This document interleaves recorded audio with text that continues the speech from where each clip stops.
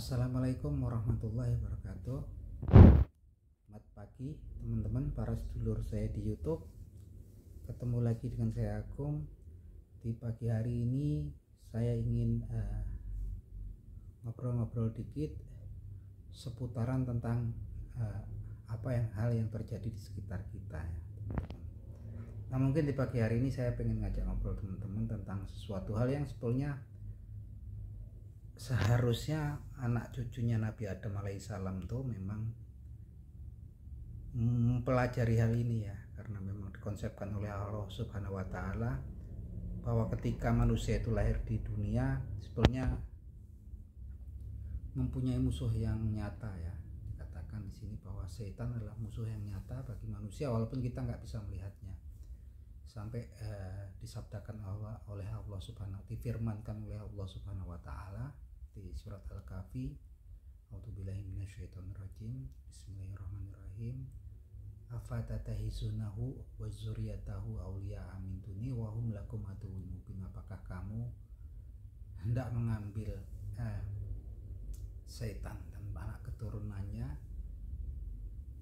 awliya'a min duni, sahabat dekat, pelindung di samping saya, wahum, dan mereka, wahum lakum, untuk kalian adalah musuh yang nyata, aduun mubin.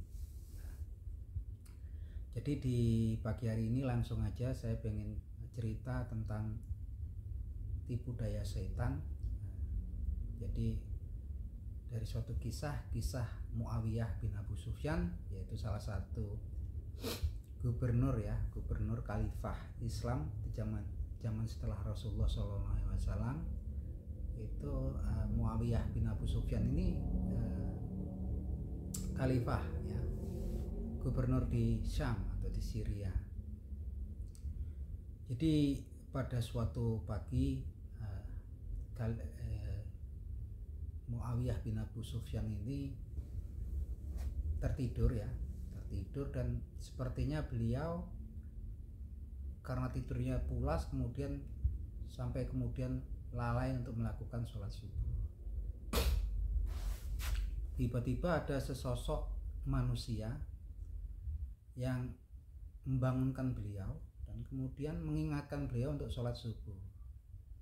Sampai kemudian selesai sholat subuh, Muawiyah bin Abu Sufyan ini terkaget-kaget karena tiba-tiba di tempat dia tidur ini ada sesosok manusia yang nggak pernah dia lihat dan nggak pernah dia kenal kan.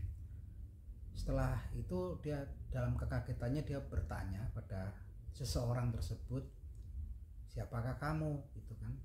Siapakah kamu, katanya. Kok kamu bisa di sini sedangkan saya nggak kenal kamu dan saya nggak pernah lihat kamu. Kemudian orang tersebut mengatakan, ya Muawiyah, sebetulnya aku ini syaiton dan aku lihat kamu pagi hari ini tidak kesiangan ya, tertidur sampai hampir nyaris lalai untuk melakukan sholat subuh. Kagetlah langsung Muawiyah bin Abu Sufyan ini kaget, tapi karena beliau itu salah satu khalifah yang orang yang taat beriman, dia yakin sekali bahwasannya kalau itu setan dia kemungkinan besar adalah berbohong. Dia kemudian bertanya lagi, kenapa kalau kamu setan kok malah membangunkan saya untuk sholat subuh? Kemudian setan pun berkilah, ini karena memang saya itu kan makhluk yang lemah dan memang nggak berdaya dengan takdirnya Allah kan. Berkilah dan berkata-kata yang memang seakan-akan untuk mengelabui Muawiyah. Tapi karena Muawiyah ini betul-betul orang yang taat, beliau berdoa pada Allah Subhanahu wa taala memohon agar setan memberikan jawaban yang sebenarnya. Dan akhirnya ketika mendapatkan pertanyaan yang bertubi-tubi terus-menerus dari Muawiyah, setan nggak berdaya, akhirnya setan menjawab, jadi sebetulnya gini, aku melihat kamu bahwasanya kamu akan lalai ya sholat subuh, Muawiyah, dan aku mendapatkan berita bahwasanya jika ada hambanya Allah gitu, melakukan kesalahan kemudian bertobat, itu pahalanya sangat besar sekali.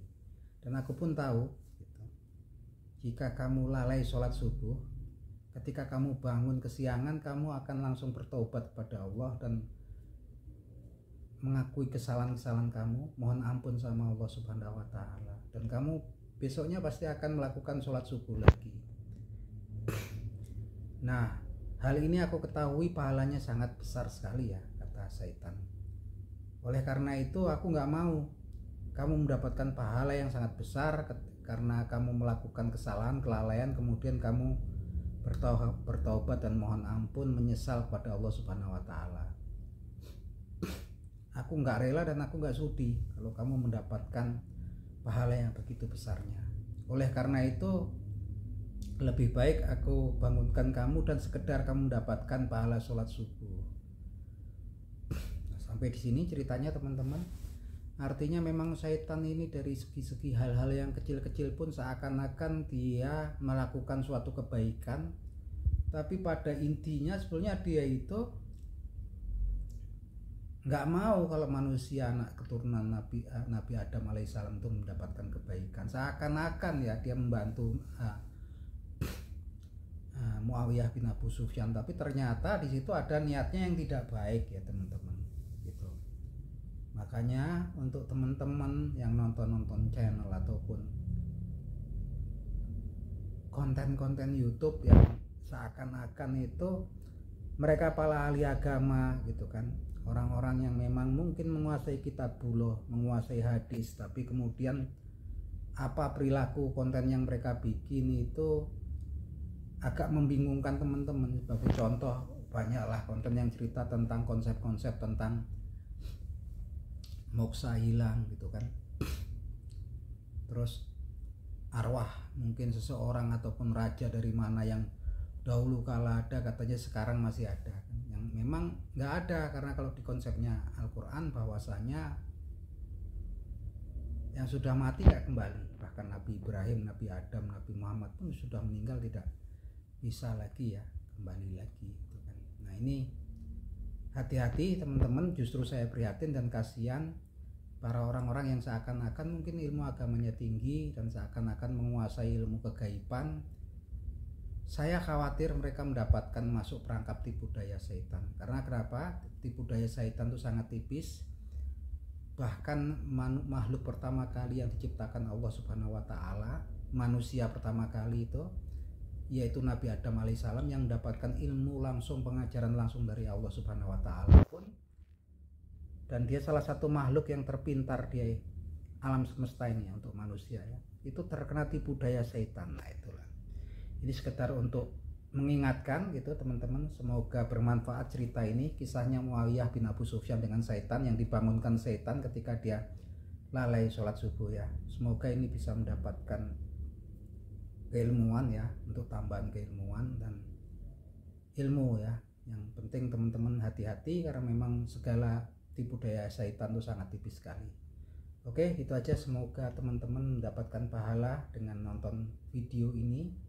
Begitupun saya juga semoga mendapatkan balasan atau pahala dari Allah Subhanahu wa Ta'ala. Semoga bermanfaat bagi kita semua. Salam seduluran. Waalaikumsalam warahmatullahi wabarakatuh. Salam seduluran dari saya Agung dari Bantul, Yogyakarta. Matur nuwun.